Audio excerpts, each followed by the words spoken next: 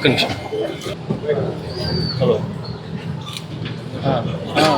రెడీగా ఉన్నారు.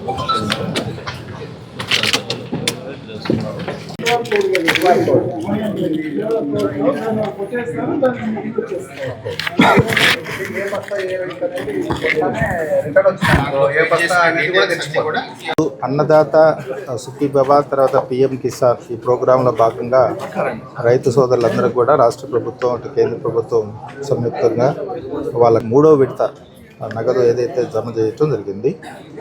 దీనిలో గిద్దలూరు కాన్స్టిట్యున్సీలో ఈరోజు ప్రోగ్రాంలో పాల్గొన్నాము. గిద్దలూరు కాన్స్టిట్యున్సీ వరకే తీసుకుంటే మరి దాదాపు 21 crores ఈరోజు రైతులకి చేరవేయటం జరిగింది. టోటల్గా మరి 450 కోట్ల రూపాయలు మన మార్కాపురం జిల్లాకి ఈ 3 విడతలుగా జమ చేయడం జరిగింది.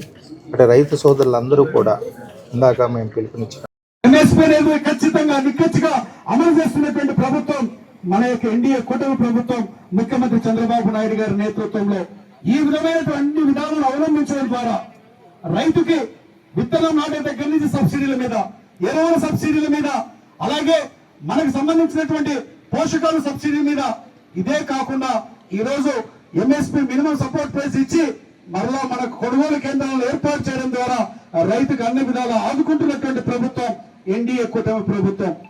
ఈ రోజు మరలా రైతుకి 20,000 రూపాయలు. అక్కడే ముఖ్యమంత్రి గారు ఇప్పుడు చెప్తా ఉన్నారు, ప్రధానమంత్రి గారు చెప్తున్నది మనం విన్నాం.